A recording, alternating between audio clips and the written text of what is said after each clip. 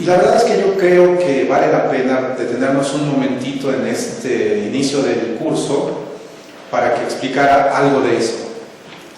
¿Y alguien notó mi referencia cultural a larga vida y prosperidad? Que fue la frase final que dije al momento de terminar la sesión anterior, que me correspondió a mí. ¿Alguien sabe quién la usa? Star Trek, el señor Spock. Bueno, ya les di la respuesta de algo que nos costó mucho trabajo dilucidar en otro curso. ¿Qué es esto? ¿Ustedes saben qué es eso? Nicholas Croft, que es uno de los que escribieron el estándar de CDOC CRM, nos la puso y dijo, nos hizo la misma pregunta a quienes, como nosotros, puestos en su lugar, nos pregunta, ¿qué es eso? ¿Alguien sabe?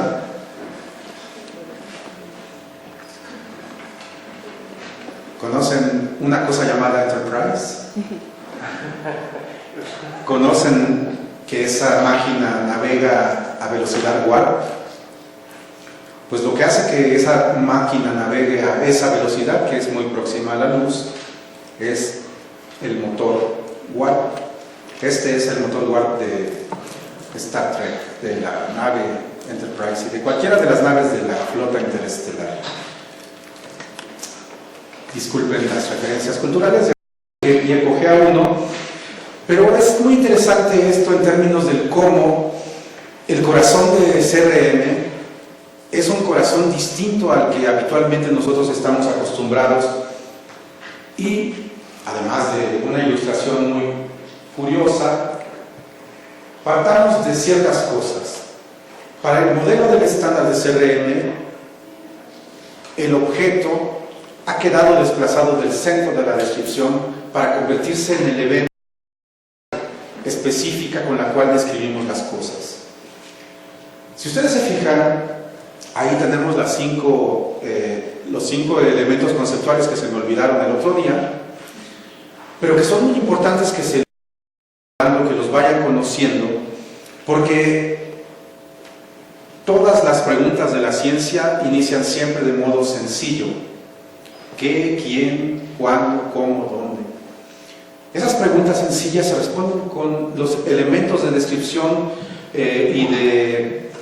con los elementos de información que ustedes tienen presentes en esta diapositiva, de modo que ¿quién? Pues es el actor, que es así el modo como dentro del estándar se denominan las personas, entidades, a las personas, grupos o organizaciones que funcionan como las entidades activas dentro de la vida de un objeto o de otros elementos presentes dentro de la información de prácticamente, no solo de los museos, sino de prácticamente cualquiera de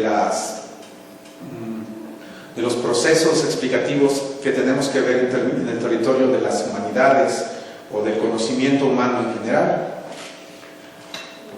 La fecha, la cosa y los lugares, todos están referidos o relacionados hacia el corazón del evento, que va a ser el elemento conceptual que va a definir la descripción que CDOC CRM tiene para con las cosas que nosotros hacemos. Dicho de este modo, pareciera completamente difícil de entender esto, tal vez hasta un poco abstracto, pero con el ejemplo que las propias personas que han venido manufacturando este maravilloso estándar durante tantos años, el estándar empezó desde los años finales de los 90, y a lo largo de esta clase vamos a ver cómo finales de los 90 va a ser una época clave, dorada para el propio CDOC, porque muchos de los estándares que vamos a tener que conocer vienen y provienen de esas fechas. Y recuerden lo que yo les decía la ocasión anterior, sí, provienen de aquellas fechas, pero CRM ya lleva 6 y pico versiones, revisiones constantes a lo largo del tiempo.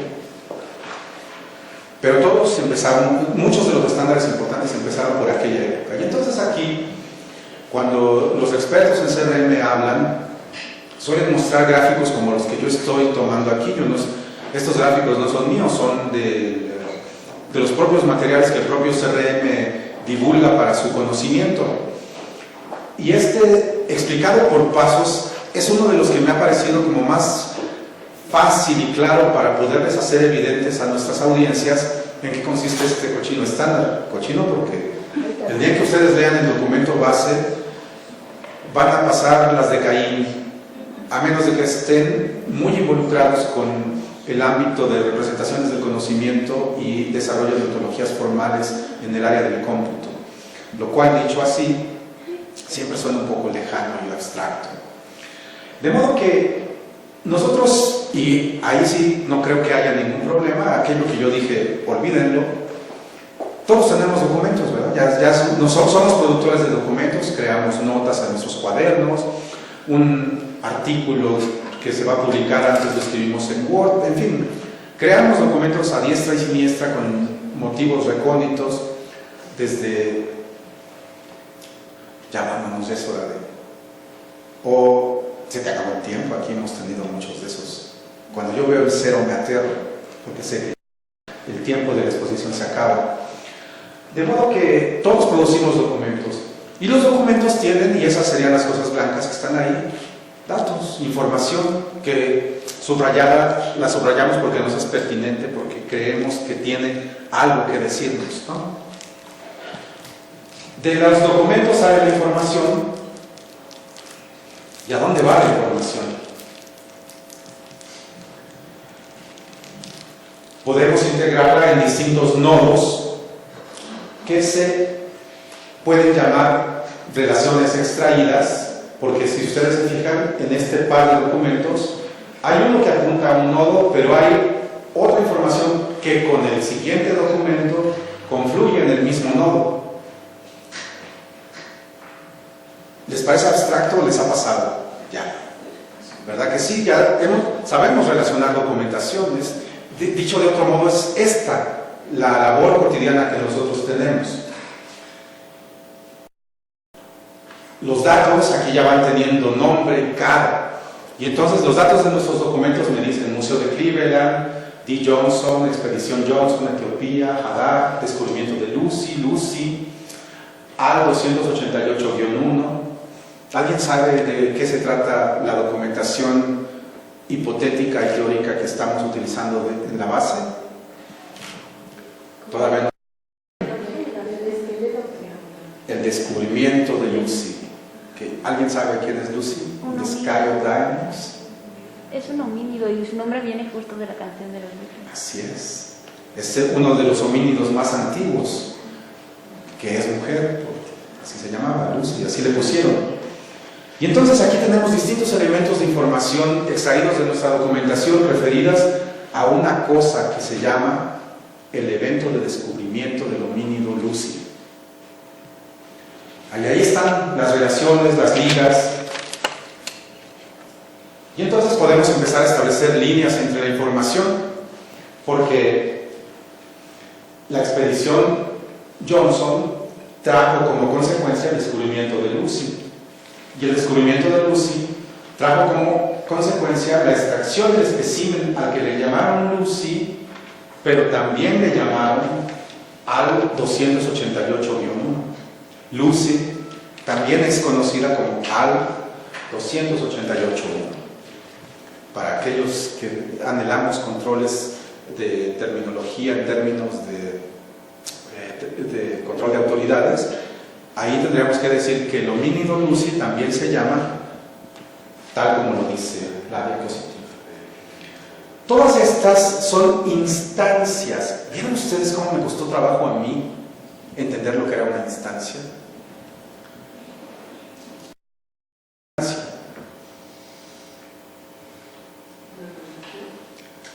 ¿La relación de datos? No. Cada uno de los datos es una instancia de algo. Cada uno de esos datos que están dispersos son las instancias de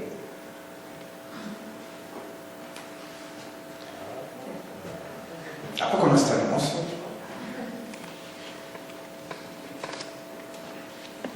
y las relaciones de la información se agregan en los elementos conceptuales y entonces podemos crear frases fundamentadas en algo que se llama modelo, entidad, relación, para poder decir cosas como esta. Lucy, el descubrimiento de Lucy fue hecho en Hadar, que es un lugar de Etiopía, en la expedición Johnson, capitaneada por el señor D. Johnson, que pertenece al Museo de Cleveland.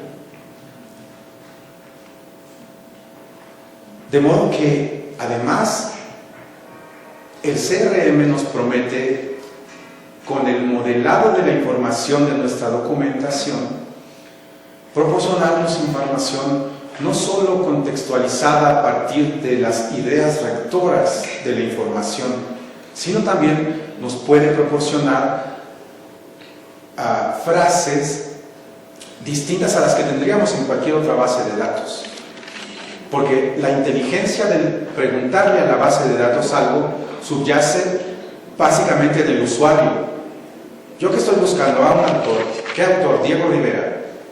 Entonces yo pongo Diego Rivera. Y estoy asumiendo que la base de datos debe saber que Diego Rivera es un autor de cosas de algo.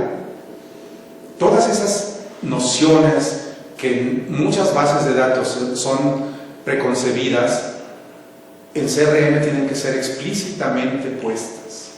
Y cada elemento de información se integra a este universo o a este mundo de información a partir del corazón del CRM. El corazón del CRM no es todo el modelo. El modelo consta, aquí nosotros hemos visto 5 entidades conceptuales, aquí se agregan algunas otras, pero el CRM en su conjunto total llega a 150 y tantas propiedades y a 80 y tantas entidades conceptuales. Y entonces aquí viene una de las grandes maravillas. Antes de regresar a esta diapositiva, primero les voy a enseñar una más. Porque entonces la pregunta que yo les voy a hacer es esta. ¿Ustedes creen que la realidad, compleja como es, como una jungla, como una selva, en medio de la cual nosotros vivimos, la realidad tan compleja puede ser descrita en su contexto general por 150 y tantas propiedades y 80 entidades?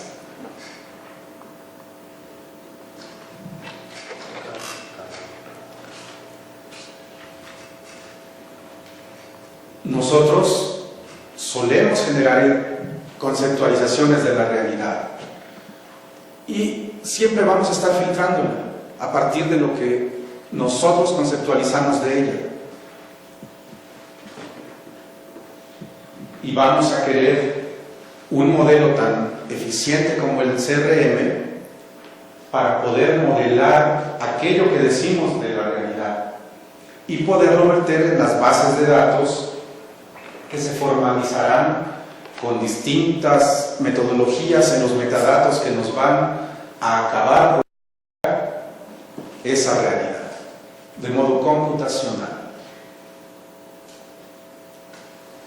La promesa casi suena a tierra prometida. Esta es una investigación que todavía en 2004 la presentaba Martin Doyle, que es uno de los principales redactores del estándar, como una promesa para el futuro. 15 años después, estamos viendo que florece como una realidad que potencialmente nos ilumina el modo como tenemos que describir a las cosas. Ya no hay una ficha única. ¿Pero qué sí hay? Estándares que son capaces de ayudarnos a describir la realidad.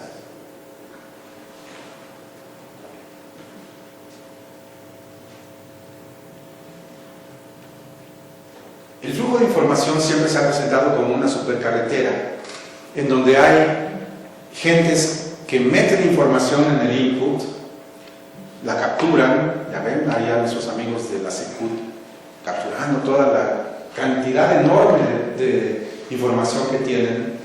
Tiene que haber un eje central rector que es el que administra, pero también tiene que haber un sitio para almacenar la información y un sitio para preservarla. Y esto no tiene sentido si no hay entregas de información a partir de diferentes vías, que pueden ser, por ahí casi no se ven en esta ilustración, pero entregas de información que tienen que ver con elementos computacionales como la Internet básicamente, como búsquedas y queries en distintos sistemas operativos y de distinta manera. De modo que, para lograr nosotros una entrega eficiente de información, en el proceso de ingreso de la información, la administración de la información juega un papel fundamental. Y si esta información no está mediada por estándares, vamos a tener problemas. Problemas que tienen que ver desde elementos sintácticos o de conocimiento de las cosas, y entonces aquí cobran todo sentido aquellas frases de no, eso es una figurilla, no, eso es una figura, no, eso es las denominaciones de las cosas desde distintas disciplinas.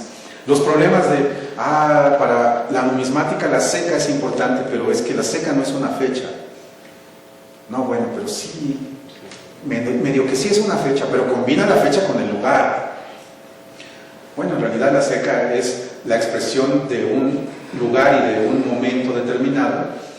Y cuando ustedes elevan el potencial de eso, es decir, mi base de datos necesita un campo para poner la seca de la moneda, no.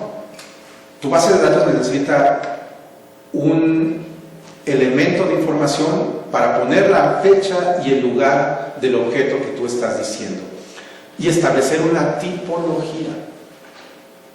La tipología es la seca. Seca no es un campo, es una tipología. Y cuando vamos ordenando las problemáticas de las tipologías, por eso cuando platico con Luisa y nos hemos topado con muy amistosas y cariñosas discusiones al respecto, yo le digo, a mí no me importa si voy a describir una pintura, una bala de cañón, un objeto biológico, un objeto, porque todo tiene elementos de organización en las tipologías, en las denominaciones, y todo lo que existe en el mundo obedece a esas 5 elementos conceptuales que acabamos de ver.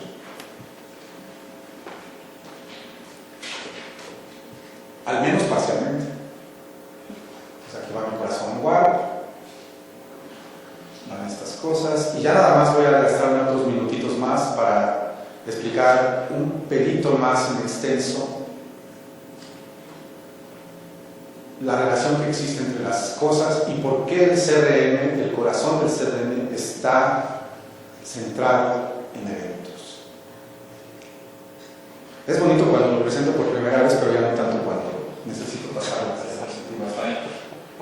Ya llegué por fin. Entonces, tenemos que eventos. ¿Y qué tipo de eventos creen que deban de existir en el centro del corazón de CRM? La creación del objeto, la restauración del objeto, el traslado del objeto, la exposición del objeto. Todos los elementos de descripción subyacen en eventos que le ocurren a las cosas, pero es lo primero que tenemos que decir.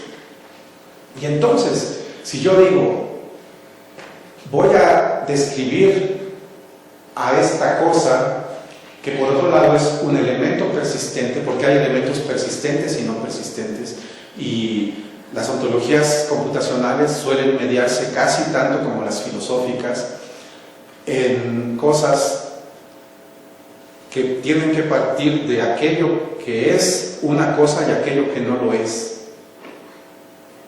Y el CRM tiene una categoría para aquello que no es una cosa, tiene una categoría para aquello que son entidades temporales y tiene una categoría para aquellas que son entidades físicas existentes y que son perdurables en el tiempo. ¿Qué es perdurable en el tiempo? tal vez solo el tiempo. Pero de cualquier modo, hay cosas que permanecen más. Díganselo a la esfinge, por ejemplo, que tiene un periodo de vida extraordinariamente largo, frente a otras cosas que tienen periodos de vida extraordinariamente cortos, como las palabras que se dicen, como las ideas que se comunican. Si no las fijan ustedes y no van corriendo diciendo todo, escribiendo todo lo que dice este loco, se fue. Bueno, entonces tenemos un evento de creación de una cosa. Si ustedes ven en medio de los eventos, entre cada uno de los recuadros azules, que son las entidades de las 80 que hay, y en medio hay un recuadro verde que es una propiedad que une a las entidades entre sí. Ese es el modelo entidad-relación. Entonces tenemos aquí, por ejemplo, el evento de creación de algo que es persistente, y ese elemento persistente es una cosa, por decir así, una pintura, ¿no? Esa fue generada a partir de una cierta actividad derivada del evento, que fue la de alguien la pintó. Esto tiene una propiedad que conduce a preguntarnos quién creó esa pintura en un evento de creación de pintar. Y entonces tendríamos que responder Diego Rivera. Si se fijan, todos estos elementos de descripción subyacen en un suelo común y pueden establecer relaciones entre sí. Pero es el evento, el único elemento que va a poder relacionar a lo que está pasando acá abajo con lo que tenemos allá arriba. Y cuando nosotros decimos, esta pintura, producto de alguien que la pintó, llamado Diego Rivera, en un evento de creación, fue pintada ¿cuándo? En un periodo de tiempo determinado, en un año X. ¿En qué lugar? En México, en Coyoacán, en el Arahuacán. ¿Algún día les habían explicado cómo describir objetos de este modo? Estudiemos estándares y lo lograremos. Quise recordar esto porque les digo, la semana pasada se me olvidó y yo decía, no me puedo ir sin decirles al menos esta pequeña introducción para que vean hacia dónde vamos. Pero hacia dónde vamos, todavía esto es tan abstracto, al menos así me lo pareció cuando yo lo conocí y alguien me lo explicó por primera vez. Espero yo poderlo haber transmitido a ustedes con cierta claridad como para que al menos puedan dilucidar. Esto tiene cierto interés para mí. Si es así, entonces hay que dar los siguientes pasos y leer el horrible estándar, que al mismo tiempo se va a convertir, cuando lo entiendan, en el santo grial de la comprensión de cómo describir objetos culturales. Pero de entrada sí les prometo que no va a ser fácil.